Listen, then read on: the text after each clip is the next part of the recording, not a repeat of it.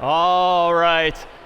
This is CS'50, Harvard University's Introduction to the Intellectual Enterprises of Computer Science and the Art of Programming. My name is David Malin, and I actually took this class myself some years ago, but I almost didn't. It was my first year in college, and my roommates and I were living in Matthews Hall, for those familiar. Nice, Matthews. Our claim to fame, actually, at the time, was that our room was literally Matt Damon's just 3 years prior, so onward from that. But my first year, I didn't really have the nerves to set foot in this classroom, let alone computer science. In fact, for me, computer science, and CS'50 in particular, was very much this class to beware. I was kind of comfortable with computers, but I certainly wasn't among those more comfortable with computers, and so I shied away my first year. Instead, I actually took a whole lot of classes in government. In fact, in high school, I was really enjoying history. I loved this constitutional law class that I took my senior year of high school, and so I figured, okay, if that's what I liked in high school, and if that's where my comfort zone was, that's probably what I should be doing in college. And so I essentially declared as my concentration or major government for the first year and a half of school. But my sophomore year, when I was living actually in Mather House instead, okay, no one from Mather. In Mather House instead, I sort of followed some friends, I think, the first week of class in September of that year to a class called CS'50. And honestly, once I stepped foot in that classroom, the professor at the time was a famous computer scientist by the name of Brian Kernahan, now at Princeton. I was hooked, and literally would I go back thereafter on Friday evenings when at the time problem sets were released and sit down at 7, 8 p.m. on Friday nights and dive into homework, which isn't necessarily something we recommend per se, but for me it was this sign that wow, I've sort of found my calling. I found my classmates here on campus. And that's not going to be the case for everyone. Certainly we have no expectations that after taking one computer science class that you will or might want to take others, but what's so empowering about computer science, and CS'50 in particular, is it's so applicable to the broader world, whether you're in the arts, humanities, social sciences, natural sciences, or beyond. It's just so applicable, the concepts and the practical programming skills with which you will exit a class like this. Now, it's going to be challenging along the way, and indeed, I put in my time back in the day, and even I did find it challenging. And here, for instance, is a photograph of a very famous MIT hack, so to speak, from down the road, whereby it communicates that getting an education from MIT is like trying to drink from a fire hose, which is to say there's going to be so much information, so much new stuff, that certainly on any given day of the week, you're not going to be able to absorb all of it that first time around. But at the end of the day, it's through that challenge, putting the time in, that the returns are therefore just so much higher at the end of the course. And indeed, will you walk out of the course with a much better understanding not only of computer science and programming, but ultimately how to teach yourself new technologies and beyond. For the next 3+ months, we have teaching fellows, teaching assistants, course assistants, and myself by your side, sort of guiding you through the course's material. But the goal by term's end is to take those and leave those training wheels off so that you're well equipped to sort of go teach yourself new ideas beyond the class itself. Take comfort, though, in knowing that most CS'50 students have never taken a CS course before. And indeed, as per the syllabus, what ultimately matters in this course is not so much where you end up relative to your classmates, but where you end up relative to yourself when you began. And when you began is thus today. And so consider just how comfortable or uncomfortable you are with computing, let alone computer science and programming, particularly if you've never explored either in a classroom before. And consider the delta just a few months from now that will really describe how far you have come. And that is all that matters, not how much the student to the left, to the right, in front, or behind you right now knows. With that said, let me add some additional inspiration, if I may. Here's a photograph of my own very first homework assignment in CS'50 from 1996. And I will draw your attention to the fact that even though this is a so-called Hello World program that we'll play with ourselves next week, it is pretty much literally the shortest, easiest program you can write in a programming language called C. I still somehow got -2 on my very first homework assignment, which is to say, we're all going to make mistakes along the way, but the goal will be to learn and enjoy that process here on out. At the end of the day, too, like me, you'll exit with your own proudly held I Took CS'50 t-shirt, as is our tradition, too. With that said, there's so many other traditions within CS'50, both on campus and off.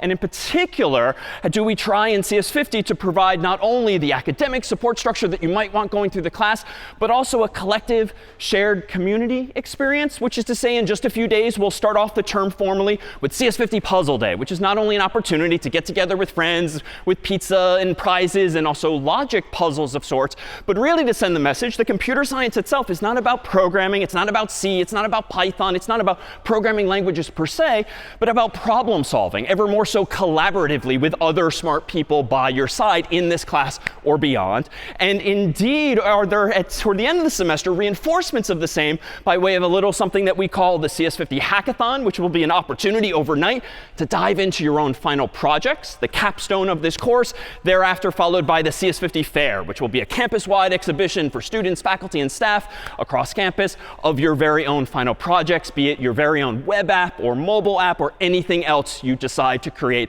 by term's end. And indeed, the sort of objective at the end of the day, truly with that final project in particular, is going to be to create for yourselves, for your classmates, for attendees, something that we didn't even teach you how to do. And indeed, that will signal ultimately that you're indeed on your way and ready. Toward that end, thought we would give you a sense of CS'50's past by way of this short video, if we could dim the lights, that paints a picture of all that awaits here and beyond.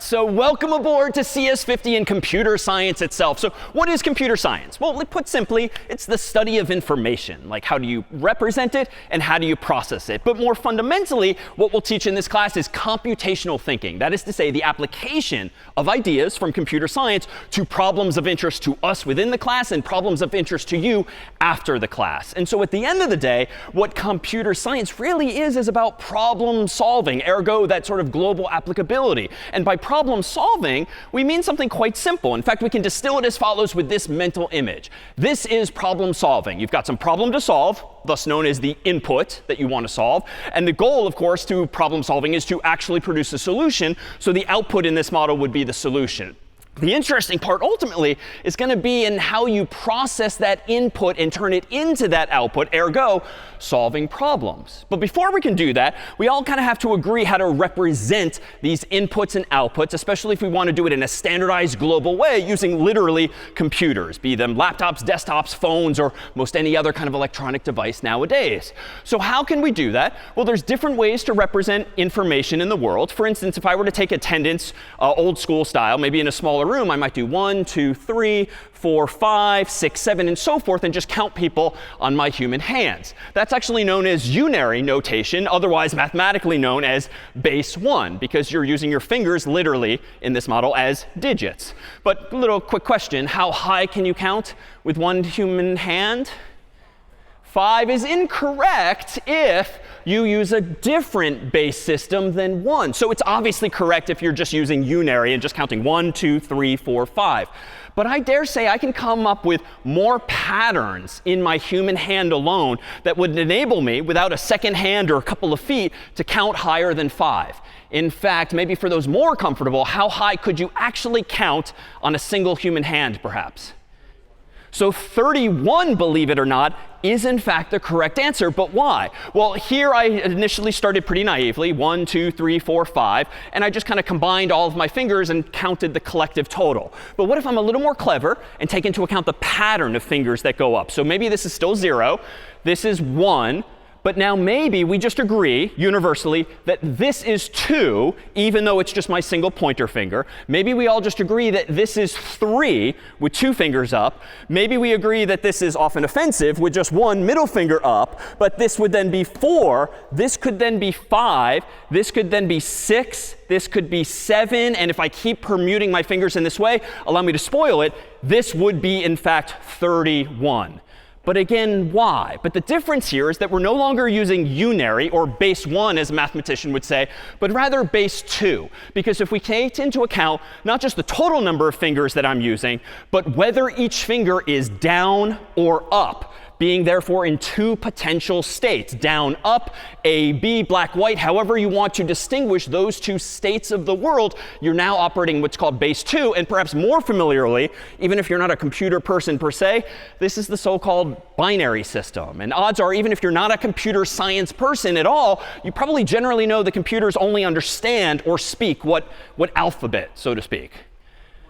So ones and zeros, zeros and ones, otherwise known as the binary system. And in fact, there's a term of art here that's worth noting. When you're using zeros and ones, which of course are a total of 2 digits, you have binary digits, so to speak, bi implying 2, which means there's 2 possibilities, 0 or 1. If we actually get rid of some of these letters and then join these 2 phrases, here you have a technical term that is a bit. A bit is just a binary digit, which is to say it's a 0 or 1. And this is in contrast, of course, with the system you and I know as the decimal system, dec implying 10, because in the real world, you and I daily use 0 through 9, which is 10 possibilities.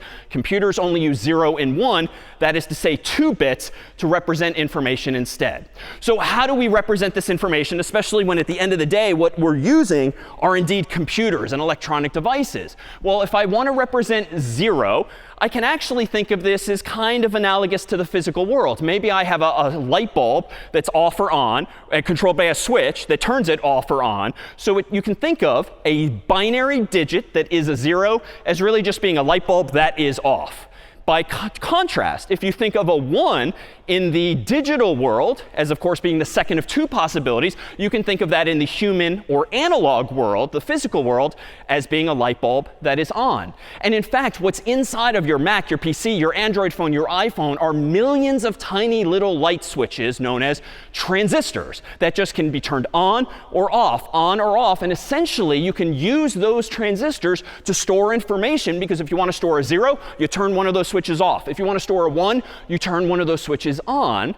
Of course, that sort of invites the question, well, how do we count higher than 0 or 1? Well, we would seem to need to use more than just maybe a single bit, a single light bulb. So if we wanted to count higher than, for instance, 0 or 1, why don't we go ahead and maybe do this? So just so I have some place to put these, let me borrow some of our actual physical light bulbs here from the stage. And let me propose that now, with 3 bits on the stage, 3 light switches, 3 transistors, whatever metaphor you're most comfortable with, this is how a computer would represent a 0, because all of them are off. So it's off, off, off. But if a computer wanted to count to 1, we could do naively this. We could turn this on. And if a computer wanted to represent 2, we could do this. And if a computer wanted to represent 3, we could do this. But I'm kind of painting myself into a corner and not using these light bulbs as cleverly as I could, because at the moment I've only counted as high as 3. So if I want to count to 4, to 5, to 6, I'm going to need more and more light bulbs. Can we be a little more clever? Well, again, someone else who's among those more comfortable, what's the spoiler here? How high, using binary zeros and ones, could I count with 3 light bulbs total? And back? Yeah. So 7 here is the answer. And if that too, you're sort of wondering, how are people figuring out 31 and 7? That's the goal at hand here. So let me do this. Let me turn all of these off again so that my 3 light bulbs or switches, again, represent 0. And the first one's easy. This is how a computer would represent the number 1. It would be on, off, off. How, though, is a computer going to represent 2? Well, just like my proposed finger example, let's do this. Let's turn this one off and this one on. That is how a computer would represent 2, by saying off, on, off. In other words, 0, 1, 0 would be the way to pronounce it digitally. What if I instead want to represent 3? That's how on my finger I did this with 2 fingers. Well, I'm going to turn this one on. This is 3. Now this will, for those less comfortable, be non-obvious. This now is how I would represent the number 4. This is how I would represent 5. This is how I would represent 6. And this, as per the spoiler, is how I would represent 7. So perhaps very non-obvious what it was I just did or why I chose those patterns. But I dare say if you sort of rewind in your mind's eye, or literally later on video, you'll find that I actually did show you 8 distinct patterns of light bulbs. The first one was off, off, off. The last one was on, on. And there were another 6 total in between then. Well, wait, why 7? Well, if you start counting at 0, and I claim there's 8 possibilities, you can only count from 0 to 7, as we will soon see. So how are these patterns coming about, and what is it that our computers are actually doing? Well, it's actually doing something a little like this, quite like in decimal. So in the human world, you and I are very much in the habit of using base 10, 0 through 9, aka decimal. Well, how do we use it instinctively as humans? Well, what's this number obviously on the screen? 123. But why is it 123? Like for years, you haven't really thought about why this pattern of symbols or digits on the screen, 1, 2, 3, represents mathematically this number that you know obviously as 123. But if you rewind to grade school, odds are, like me, you were taught that the rightmost digit is in the ones column. This second digit is in the tens column. This digit is in the hundreds column, and so forth. So even though none of us have to do this math explicitly, what you're instantly doing is 100 times 1 plus 10 times 2 plus 1 times 3, which gives you 100 plus 20 plus 3. Oh, that's why it is 123, because these digits in this order have that significance. The digits to the left have more weight, so to speak, than the digits to the right. So what can we take away from this? Well, let's generalize it first as just any 3-digit number. So number, number, number, the ones column, the tens column, the hundreds column. But there's some math going on there, and it's not particularly sophisticated. Those are actually powers of 10. So 10 to the 0, 10 to the 1, 10 to the 2. And there's your decimal system. Because the base in this value is a 10, that's because there's 10 possibilities for each of those placeholders, 0 through 9. But in the binary world, in the world of computers, where all they have are zeros and ones, why? Because all they have physically is transistors, tiny, tiny, tiny light bulbs that can be off or on. If you only have 2 digits to play with, the 10 base should, of course, become a 2 base. And now if we do some math here, 2 to the 0, 2 to the 1, and 2 to the 2, you get the ones column, the twos column, the fours column. And if we keep going, 8, 16, 32, 64, 128, and so forth, it's powers of 2 instead of powers of 10. But this is to say computers represent information in exactly the same way you and I have since childhood, but they have fewer digits at their disposal. So these columns need to be weighted differently. So we can still count from 0 all the way up toward infinity. So what does this mean? Well, here we have 3 bits on the screen, 0, 0, 0. If we were to convert this now mentally or on paper pencil to decimal, how do we do it? Well, 4 times 0 plus 2 times 0 plus 1 times 0, that gives us the mathematical number you and I know as 0. That was 3 light bulbs, off, off, off. Well, what if we turn on 1 light bulb all the way on the right?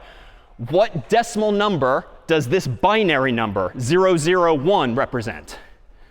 Just 1, because it's 4 times 0, 2 times 0, 1 times 1. Here's where things got more interesting, even if non-obvious in light bulb form or even physical hand form. 0, 1, 0 in binary is what in decimal? 2, because it's 2 times 1, and that's it.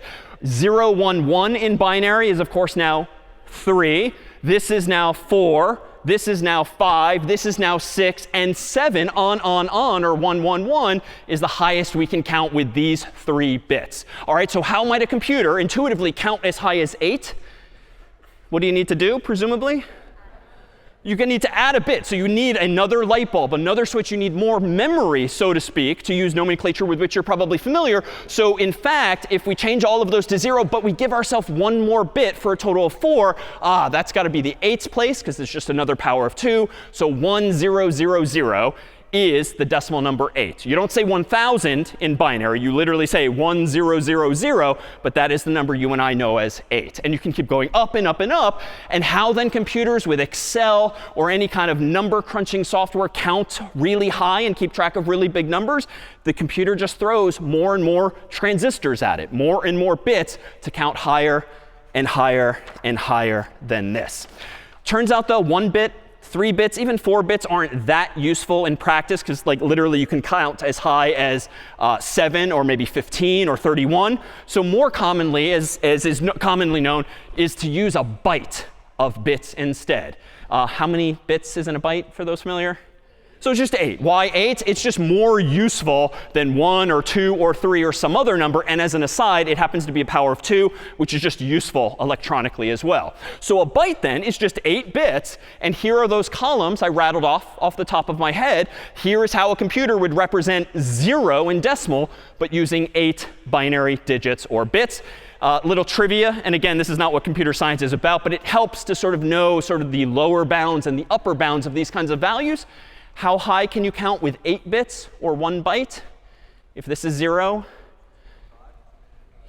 Yeah, so it's actually 255. So if I were to change all of these zeros to ones and then do some quick mental or calculator math, 128 plus 64 plus 32, 16, 8, 4, 2, and 1 would actually give me 255 total, plus 0, which gives me 256 total possibilities. So this is only to say, this is not, again, the kind of math we'll frequently do, but you'll commonly see in the computer world and programming world powers of 2, numbers like 255, 256y, because these are the common units of measures that systems tend to use.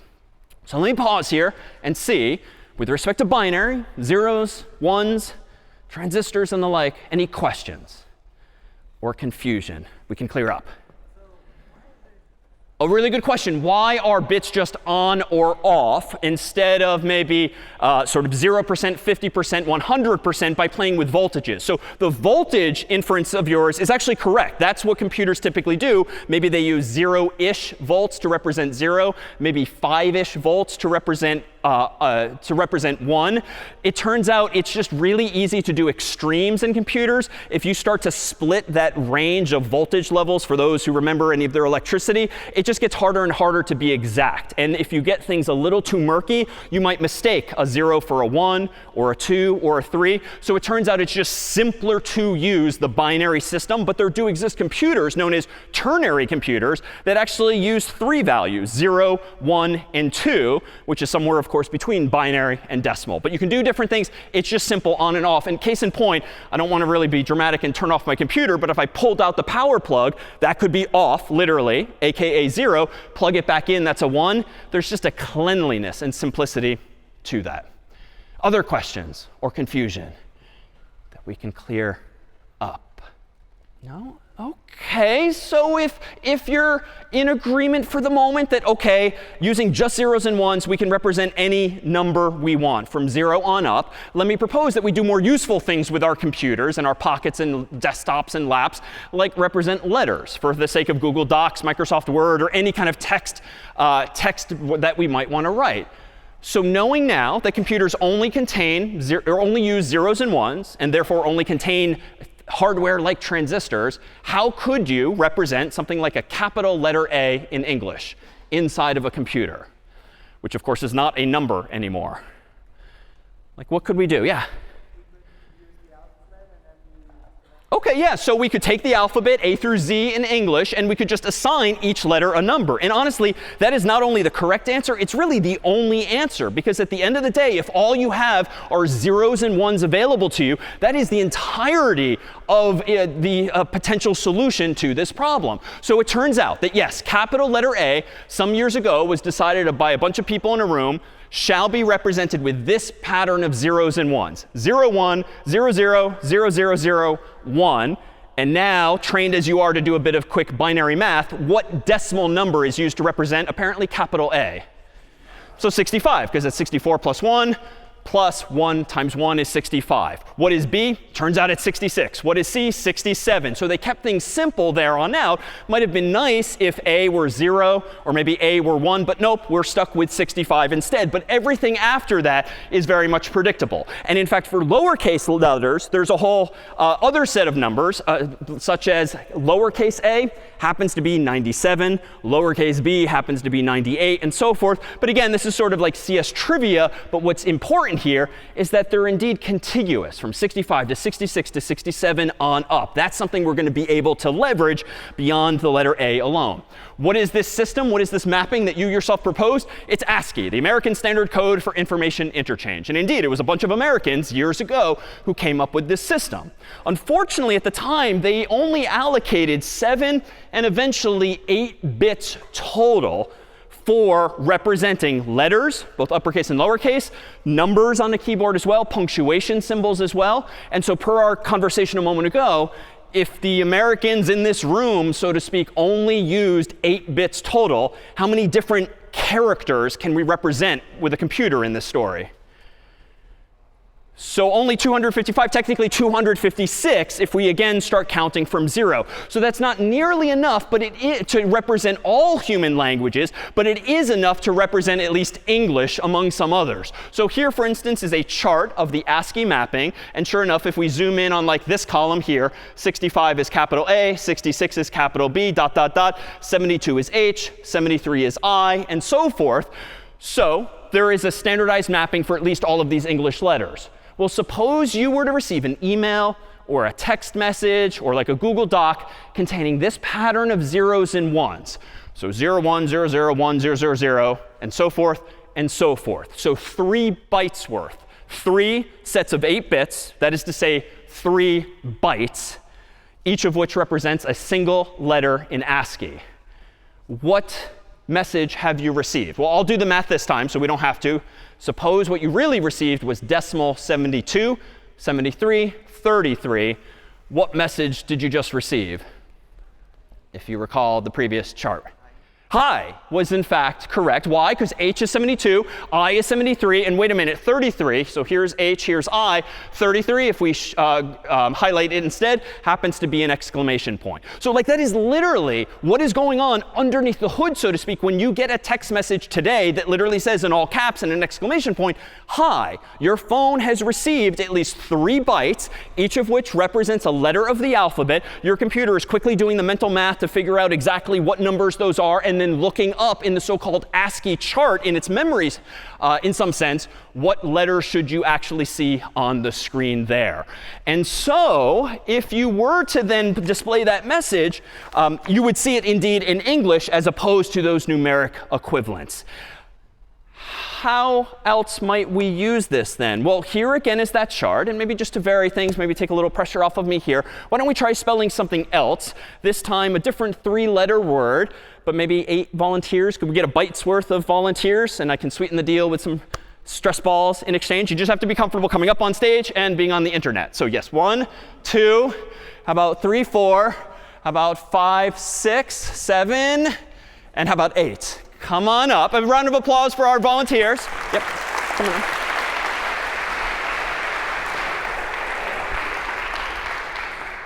All right, so what I'm going to have each of you do is represent a bit in a particular order. So if you want to just in any order, line yourselves up here facing the audience. Come on over. All right, and we will have you represent, well, you got to see who ends up where. Scooch this way a little bit. This way, this way. All right, so you shall be the 1's place, and just hold that in front of you. 2's place, 4's place, 8's place, 16, 32, 64, and 128. And just compress yourselves a little bit if you could. So each of these folks represents a bit in a particular place. And let's say this. If you're just standing there sort of uncomfortably without any hand raised, we'll assume that you're representing a 0, quite simply. If your hand goes up, though, the audience should assume that you're representing a 1. And therefore, what we'll do is spell out a 3-letter word. And on each round of this, you'll either stay like this or you'll raise your hand. But first, let's actually meet some of our volunteers here, starting with position number 1, if you'd like to say your name, perhaps where you're from and or studying. Hi, my name is Brooke. I'm from Indiana, and I'm studying biology and computer science. Nice. Welcome. Hi, I'm Becca. I'm from Maryland, DC area, and I'm studying electrical engineering. Welcome. I'm Addison. I'm from Maryland. I'm studying electrical engineering. Hi, I'm Sharon. I'm from Rwanda, and I'm studying CS and math. Welcome. Hi, I'm Grace. I'm from Alabama, and I'm studying electrical engineering. Welcome. Hi, I'm Angelina. I'm from Maryland, and also I stay in Matthews. Nice. Matthews. Nice. And I'm studying applied math and econ, as well as environmental science and public policy. Welcome. I'm Owen Bells, and I'm from rural Virginia, and I'm studying CS. Nice. Welcome. And my name is Max. I'm from London.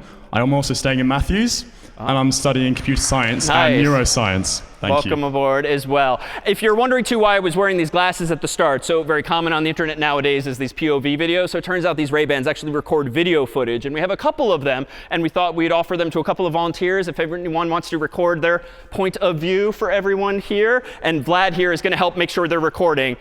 Second volunteer? Yes, number 2.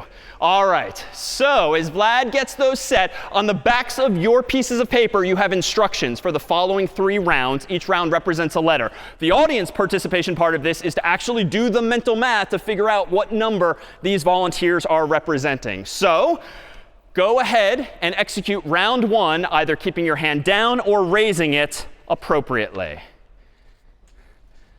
OK. What number are our volunteers here representing? 66, because we have a 64 plus a 2. That then maps to what ASCII letter? B was the first letter. OK, hands down. Round 2, go. A little harder. What's now being represented? I'm starting to hear it. 79 is in fact correct. 79 because we have a 64 and an 8 and a 4 and a 2 and a 1. So if it's a 79, we have the ASCII letter O. OK, so we've got B, O, and then lastly, third round, go. We have 0, 1, 0, 1, 0, 1, 1, 1. What number is this? 87, which spells the letter W, which spells the word, not bow. Take a bow if you could. All right, a round of applause for our volunteers here. And come on off this way and help yourself to a CS'50 stress ball. Thank you to our volunteers. So this is only to say we've now agreed on how we can represent numbers from 0 on up. We've agreed on how we can represent letters, but at least letters using ASCII. And in fact, these are more than just decoration. In fact, as a little bit of trivia by lecture's end, if you want to come up for your very own CS'50 stress ball, turns out there's 64 light bulbs at the foot of the stage here. If you break them down into 8-byte or 8-bit or single byte chunks, there's an 8-letter word that happens to be spelled out today using this here ASCII chart. So today's mystery is, what exactly is that there word? But of course, if you have only 8 bits, you can only represent 256 characters, which sounds like plenty for English. And indeed it is.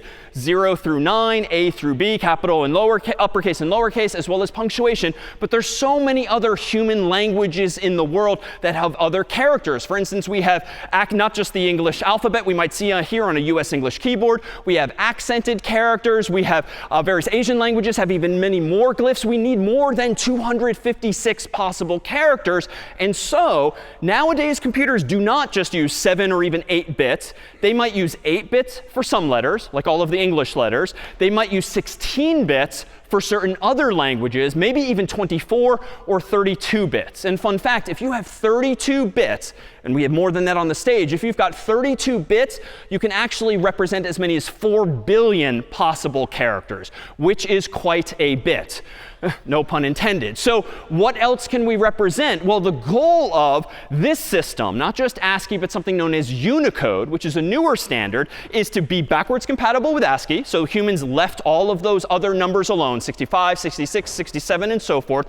But they added to it a superset of representations that maybe are 16, 24, or 32 bits. The goal being to be able digitally to represent all human languages, past, present, and future, and even through pictograms, things like smiley faces and the like, even people, places, things, and emotions that transcend human language. And in fact, odds are within the past few minutes or hours, most of you have used one or more of these here emoji, these pictograms, which it turns out are just characters on a keyboard. You might have to hit a special button to pull up that form of the keyboard, but these are just here characters. And so these emoji have exploded in popularity for a number of reasons, one of which is, my God, what are we going to do with 4 billion possible patterns of zeros and ones? We can start to kind of have some fun with it and represent things beyond English and human languages alone.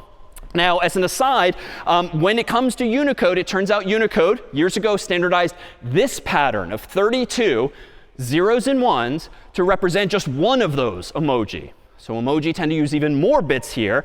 Anyone know what decimal number this is?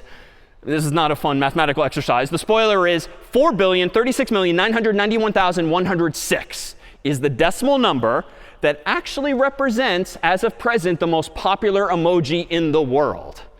Does anyone want to hazard a guess what emoji this here number represents? Hearts? No, but it's actually this so-called face with tears of joy. So perhaps think about the frequency with which you send that one. And even though it's obviously a picture on the screen, sure, it actually is more like a font, because underneath the hood, it's indeed just a pattern of zeros and ones or a decimal number that the computer is storing. But the computer, be it Mac OS or Windows or iOS or Android, know to display that pattern as this here picture. But the pictures might look different depending on the hardware. Why? Because there's companies like Google and Microsoft and Meta and others that have their own artists on staff as employees, and those artists interpret the descriptions like face with tears of joy differently. So those of you with an Android phone actually see face with tears of joy looking a little something like this. And if you have Telegram, for instance, installed on your phone, it's even more animated than that. It's this here emoji using the same pattern of zeros and ones. So different artists render these here emoji in different ways, but all they are here are patterns. Now, for all of the other answers, save one that was shouted out a moment ago, this is a sort of cloud diagram of the most popular emoji as of a couple of years ago per Unicode, whereby the size of the emoji indicates its relative popularity. So heart, I did here over here, is indeed one of the most popular ones as well. Question? A really good question. Why do certain emoji not show up on one device or another? It depends on how recent the software is. Pretty much every year, the humans behind the Unicode consortium release new emoji, which is to say they decide that this other pattern will represent this new emoji. This other pattern will represent this new emoji. And unless you update your phone, your laptop, your desktop to the very latest software, and the manufacturer of that device or software also updates by hiring an artist to draw those pictures in their own font, in their own style, you're going to see usually just like an empty black square, or maybe just like a black and white heart instead of something more colorful, really just placeholders. Because it's as though you don't have the right font installed, or really you have an older version of that same font installed. But it's become sort of an annual tradition that new and more emoji are released every year, which is among the reasons why these updates contain more and more. Yeah? That is an amazing segue. How do you represent color in bytes? Well, you use RGB, which happens to be, by coincidence, the next slide. So let's again recap. We know how to represent letters. We know how to represent numbers. We can even represent emoji. But those emoji, technically, on the screen are, of course, composed of colors, like a whole bunch of yellow for that their smiley face. How do computers, then, using only zeros and ones, represent colors? Well, by convention, they typically use a system that, by an acronym, is called RGB, red, green, blue. And this is to say that a computer, to represent a single dot on the screen, maybe this one, this one, this one, will allocate some number of bits or some number of bytes to represent the color of just that there dot, otherwise known as a pixel. You can actually see pixels on your phone or even on your TV or monitor. If you go really close, especially if it's an older monitor, you can see the tiny little squares. Each of those has some number of bits telling the device what color to use. In particular, these devices typically use 3 numbers in total, 3 bytes. So that is to say 24 bits per pixel. And they do this.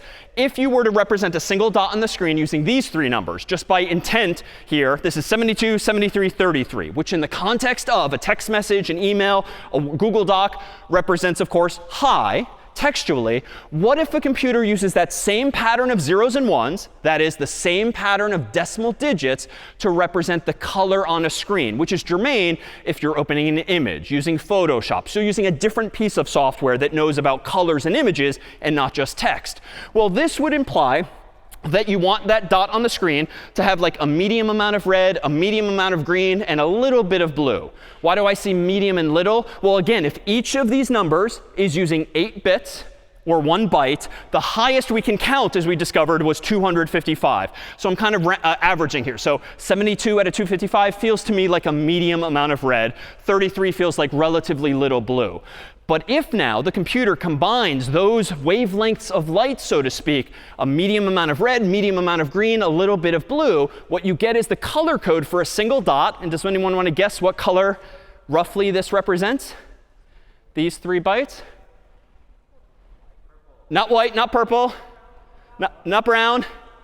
Yellow, in fact, is the answer. So it represents in a single pixel roughly this shade here of yellow, which is to say if we look back at any of those emoji, which again are represented by patterns of zeros and ones, but you and I as humans perceive them as images on the screen, let me actually go ahead and zoom in further to one such sample emoji. And when you zoom in far enough, or you put the phone close enough to your face, you can actually see all of those little dots known as pixels, all of the little squares. And given that so many of these pixels are yellow, that is to say that that pattern of 3 bytes, 72, 73, 33, is used to represent this pixel. Another 3 identical bytes are used to represent this pixel, this one, and so forth. So now if you've taken digital photos on your phone or a camera, you're probably generally familiar from the internet and hardware today that a photograph is what, like 1 megabyte, 10 megabytes, depending on the resolution of it. Well, megabyte means millions of bytes. Where are all of these bytes inside of these photographs or these images you're taking or downloading? They correspond to every one of the single pixels on the screen. There's at least 3 bytes being used to represent every one of those dots. As an aside, bit of a white lie, because nowadays there's fancy compression software that can use fewer than that many bytes. But in general, that's where all of those bytes, those millions of bytes, are coming from.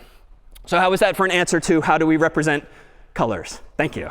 So if we agreed now that there's this way and perhaps others to represent colors, well, how do we represent not just images but videos? Well, videos, once upon a time, or movies, were called motion pictures. So pictures with motion. Why is that? Well, it's analogous to growing up. If you ever played with one of these picture books, and in fact, there's memes nowadays that have made these popular again, whereby you have a whole bunch of images on individual sheets of paper, and if you flip through them fast enough, your human mind and eyes perceive it as actual motion, even though you're just seeing image, image, image, image, image, image, but it's so fast it looks like motion. That's all a video is on your screen. That's all a film is on your TV. It is not, in fact, continuous motion. It's maybe 30 frames or images per second, maybe 24 frames or images per second, which is to say we know how to represent numbers, we know how to represent letters, we know how to represent colors and thus images. Now we kind of get videos for free because it's just more of the same. Use more and more of those patterns. Why are videos so darn large? Why are they gigabytes to download? Billions of bytes? Because there's so many darn images, 30 some odd images per second in those kinds of videos. And maybe lastly, just to top off our multimedia, how could you represent sound? Maybe musicians in the room, how using only zeros and ones could you represent something as sonorous as music? Something analog as digital, yeah. Yeah, so each number that we store in the computer could correspond to a certain frequency, which has a direct relationship to the sound or the pitch of a note. For instance, in the world of piano and many other instruments, you've got like your A, your B, your C. Maybe you have sharps and flats as well. We could just agree, like the ASCII people did years ago, to represent the musical note A, let's use this pattern. Musical note A sharp, let's use this pattern, and so forth. But maybe pitch alone or frequency alone is not enough. Maybe we need that number, but maybe a second number for the volume, the sort of digital equivalent of how hard are you hitting the key on the piano. Maybe a third number for how long are you holding the key down. So maybe the pitch and the volume and the duration, kind of like RGB, we could use 3 bytes to represent every musical note in some piece. And if we wanted to keep track of what instrument should be played by the computer to sound that music, well, maybe that's just a fourth byte or something else as well. Which is to say, at the end of the day, all we have are these zeros and ones to throw at the problem. So for now, that's it for representing information. We've got our numbers, we've got our letters, we've got our colors and images, our videos, and now sound. Any questions on how computers then are representing, as promised, those inputs and outputs using just zeros and ones? Yeah, in the middle. Correct. So the computer is taking as input at the end of the day zeros and ones and is outputting zeros and ones. However, as we'll learn in this class, by writing software, by writing code that understands those zeros and ones, we will enjoy not just literally seeing zeros and ones. We will see A, B, C. We will see colors. We will see video. We will hear sounds, so long as we write the code to interpret those zeros and ones. And indeed, it's worth noting now that that same pattern I keep using for an example, 72, 73, 33. How does a computer know? Is that the message hi? Is that the color yellow? Is it a dot in a video alone? Just depends on the context. Simply put, if you're opening that pattern of zeros and ones with like Excel or a calculator program, odds are the software will interpret those 3 bytes as numbers, of course. If, though, you open that same pattern in a text messaging program, Google Docs, Microsoft Word, that same pattern will be interpreted as a sequence of letters. Instead, if you open Photoshop, that same pattern, you'll probably see a single dot that happens to be yellow. Conversely, once you yourself are a programmer, or even better programmer, you will be able to write in code how you want the computer to treat these patterns of zeros and ones. You can essentially tell the computer, use this to store a number or a letter or a color or something else. That's the power the programmer themselves have at the end of the day. Other questions on representing things with bits?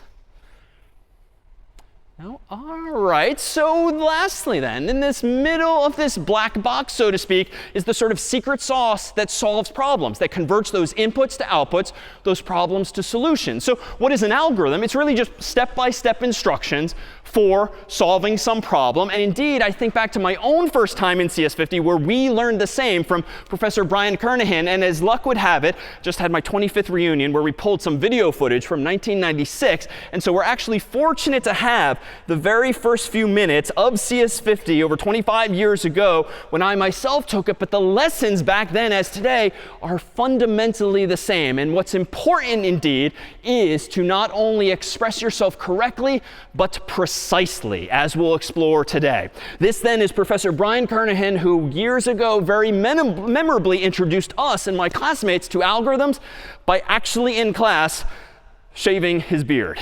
If we could dim the lights here for Brian. The other thing that we're going to talk about in this class is the notion of an algorithm. An algorithm is a very precise description of how to do something. And the operative word there is precise. Okay, it has to be very, very, very, very precise. And the task that I'm going to do is that I'm going to trim my beard, which has gotten out of whack.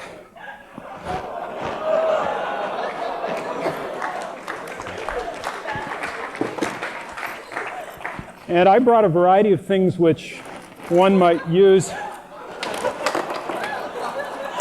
to trim beards with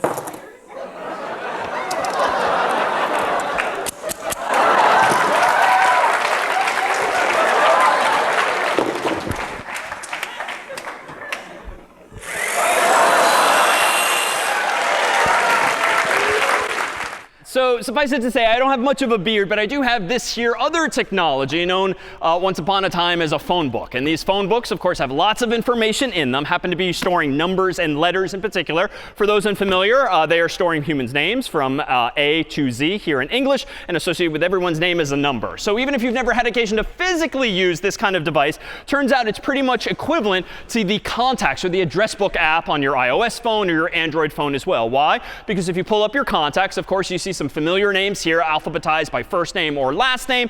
And if you click on any of those names, you reach the person you're presumably trying to call or text. Pictured here then is John Harvard's, whose number here is +1 949 468 2750, which you're welcome to call or text at your leisure. But here is John Harvard that's partway through the phone book digitally. Well, it turns out that physically in the phone book, we might use an algorithm, step-by-step instructions for finding John Harvard in pretty much the same way as iOS, Android, macOS, Windows, or other operating systems themselves use. So I could, when looking for John Harvard, first name starting with J, I could start at the beginning of the phone book and start looking page by page for John Harvard. And if he's there, I can call. This is an algorithm. It's indeed step-by-step, but that was a bug. It's a few pages turned. But is this algorithm correct? Step by step, assuming I'm paying attention. So yes, like if John Harvard is in here, I will eventually find him once I get to the J section. Now, this is a little tedious. It's going to take like a while, few dozen, few hundred pages. So maybe I could do things a little smarter from grade school, like 2, 4, 6, 8, 10, 12, 14, 16, and so forth, going twice as fast. Is that algorithm correct? So no, but why? I could miss him, right? I could just get unlucky, really with 50-50 probability, because John Harvard could be sandwiched between 2 pages. Now, this isn't a complete loss, this algorithm. Maybe what I could do is, if I get past the J section to like K, I could double back at least 1 page, just to make sure I didn't miss John Harvard. So I can still go twice as fast, plus like an extra step, just to make sure I didn't mess up. So the first algorithm might take as many pages as there are in the phone book. So if this phone book has 1,000 pages, in the worst case, if I'm not looking for John Harvard, but someone whose name starts with Z, might take me 1,000 pages to actually get there. Second algorithm, twice as fast literally. Might take me 500 plus 1 step to get there, because I'm going 2 at a time, so long as I indeed fix that bug. But what we used to do back in the day, and what your phone is doing today, albeit digitally, is going roughly to the middle of the phone book, looking down and realizing, oh, I'm accidentally in the M section, so halfway through the phone book. But what do I now know about John Harvard? Is he to the left or to the right? So he's obviously to the left, because J comes before M. So what I can do literally, and what your computer does figuratively, is tear the problem in half, throw half of the problem away, leaving us now with the same fundamental problem, but it's half as big. So I've gone from 1,000 pages suddenly to 500 pages. And compare this to the other two, 1,000 pages, 999, 998, versus 1,000 pages, 998, 996, 994. That's still slow. I went from 1,000 to 500 in just 1 step of this algorithm. What do I do next? I go roughly to the middle here. Oh, I went a little too far. I'm in the E section now. So is John Harvard to the left or right now? So he's to the right, so I can again tear the problem in half, throw the left half away, knowing now that John Harvard must alphabetically be in here. And I can divide and divide and divide and conquer this problem again and again by using that heuristic of going left or going right. And I dare say if I do this correctly, I'll eventually be left with 1 single page on which John Harvard's number actually is, or maybe he's not in the phone book at all. So how many steps maximally might that third and final algorithm take? It's not 1,000. It's not even 500 or 501. How many times can you divide 1,000 pages in half again and again and again? Roughly. 9, 10, so typically 10 times, give or take. There's a bit of rounding there because it's not a perfect power of 2, but roughly 10 times. Like, that is fundamentally better than both of the 2 algorithms, because I go from 1,000 pages to 500 to 250 to 125 and so forth, literally having the problem again and again. So we can actually appreciate and see this even more so graphically, and this is among the things we'll do later in the term when we speak to not only writing correct code, but is your code well designed? Is it better than your previous code? Is it better than someone else's code? Is it better than some other product? If you have given more thought to the algorithms and the quality thereof, you can perhaps minimize the time required to solve problems, but no less correctly. So if we have a simple XY plot here, on the y-axis or vertical is the amount of time to solve in whatever unit of measure, seconds, pages, however you want to count. On the horizontal or x-axis is the size of the problem, measured in, for instance, numbers of pages. So this would mean 0 pages in the phone book. This would mean a lot of pages in the phone book. This would mean no time to solve. This would mean a lot of time to solve. What's the relationship then among those 3 algorithms? Well, the first one is essentially a straight line, a slope of 1. And if the phone book has n pages in it, we'll describe the slope here as essentially 1 over 1 for the algorithm with the first algorithm, turning page by page by page, which is to say, if we were to add 1 more page to the phone book next year, first algorithm is going to take 1 more step. But the second algorithm is definitely better. It's definitely faster, but it's still a straight line. So it's going to take roughly n over 2 steps on average, because you only have to go through half of the phone book because you're going 2 pages at a time, instead of the whole phone book, in the worst case, if someone's name is Z, to go through every page in total. So if we actually compare these, let me just draw some dashed lines. Suppose that you have this many pages in the phone book. If you just draw this vertical white line here, it's going to take this much time in red using the first algorithm, but it's going to literally take half as much time in yellow for the second algorithm, because you're literally going 2 pages at once. But the third and final algorithm is a fundamentally different shape. It instead looks a little something like this. It looks like it's flatter and flatter and flatter. It's always increasing. It never gets perfectly flat, but it grows so much more slowly as a function of phone book size. And for those who recall their logarithms, this would be described as log base 2 of n. And in fact, that's where the math came from. Log base 2 of 1,000 is roughly 10 in total, even if you need a calculator to confirm as much. But this shape is fundamentally different. Why? Well, suppose that Cambridge, where we are, and Alston, the town across the street next year, combine their 2 phone books. And they go from 1,000 pages each to 1 phone book with 2,000 pages.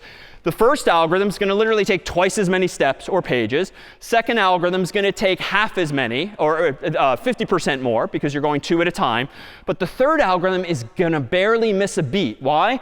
Because if this is 1,000 pages here and 2,000 pages is over there, just inferring from the shape of the green line, it's not going to be much higher on the vertical axis than the other 2 were. So more specifically, if you have a 2,000 page phone book next year, how many more steps will it take you using that third and final algorithm? Just 1, because you'll divide and conquer a 2,000 page phone book into a 1,000 page phone book, and then you're back at the original story. And that's the sort of power of learning algorithms. That's the power of learning computer science and learning how to program, is to be able to navigate big data, so to speak, things the size of Google, things the size of artificial intelligence training data sets, using better and better, more clever algorithms that perform faster, and therefore not only make the software more competitive, but also make it more usable and more favorable for people like you and me when using that software. So when it comes to implementing algorithms as programmers, as computer scientists, what you're really doing is taking these algorithms, which might be